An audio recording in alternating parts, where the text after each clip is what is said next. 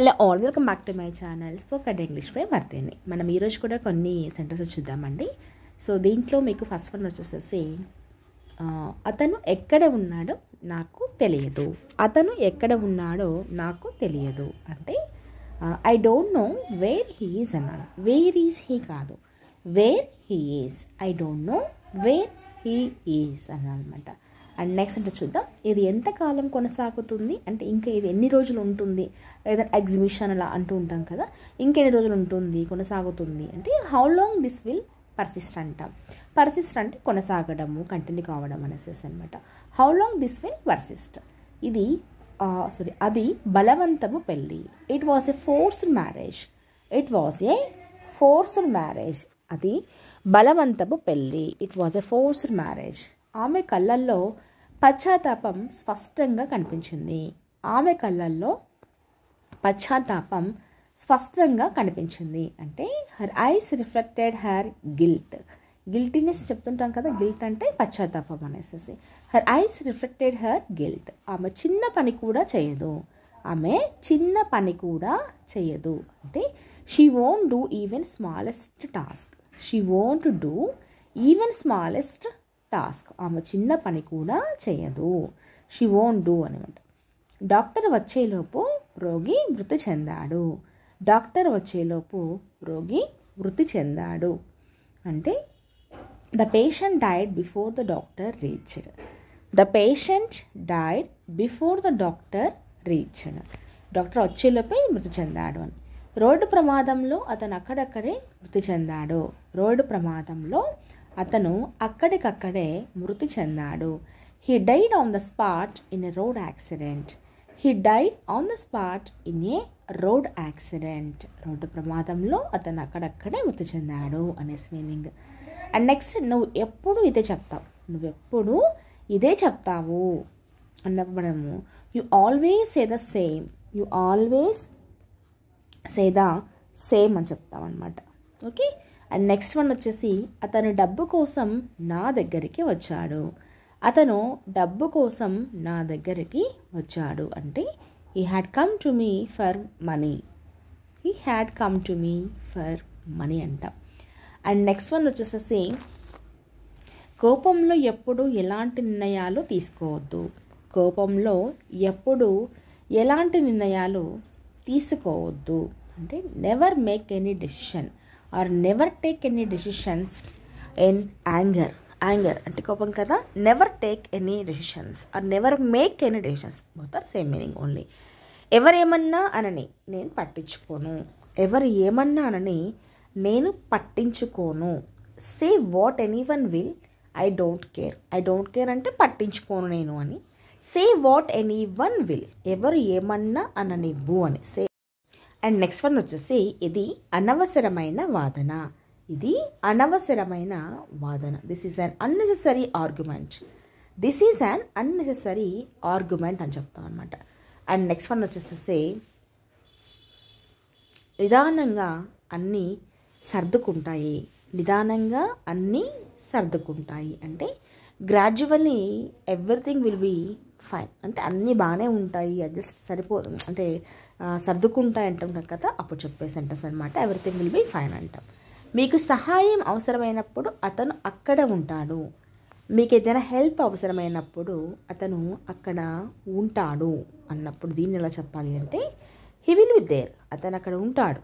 When you need help or when you need any help, he will be there when you need any help.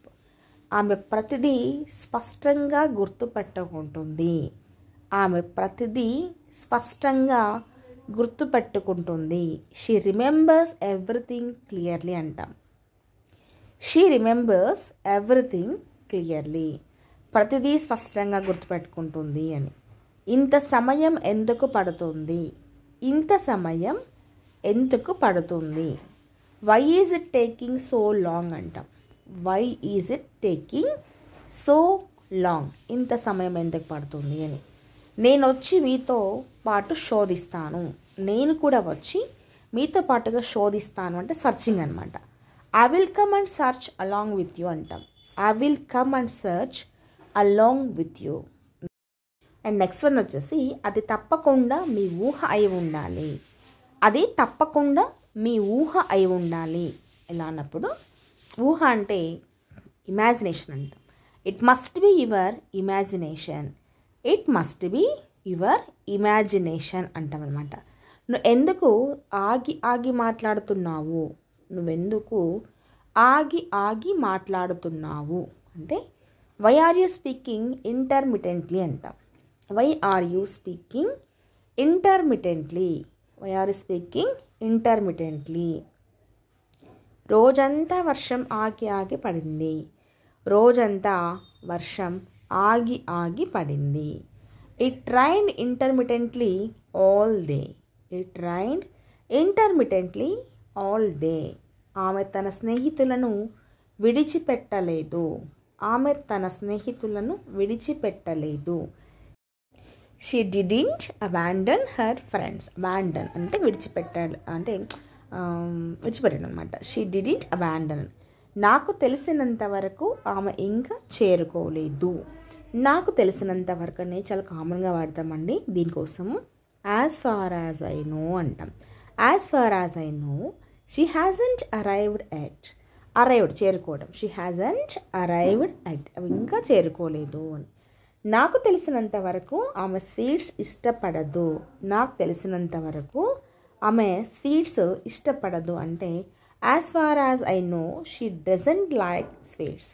She doesn't రావాలి. He she ఇట్లా వచ్చినప్పుడు singles కదా, కాబట్టి does రావాలి. As far as I know she doesn't like sweets. నాకు తెలిసినంత వరకు అతను అక్కడికి వెళ్ళాడు. నాకు తెలిసినంత వరకు అతను అక్కడికి వెళ్ళాడు. ఆల్రెడీ కంప్లీట్ అయిపోయింది కాబట్టి as far as I know he went there అని చెప్పాలి. హీ వెంట్ దేర్ అని చెప్పొచ్చు, లేదా హీ హ్యాస్ గాన్ దేర్ అని చెప్పొచ్చు అనమాట. నాకు తెలిసినంత వరకు అనేసి మీనింగ్లో ఇలా వాడుతూ ఉంటాం. Many examples are there. నాకు తెలిసినంత వరకు ఆమె అబద్ధాలు చెప్పదు.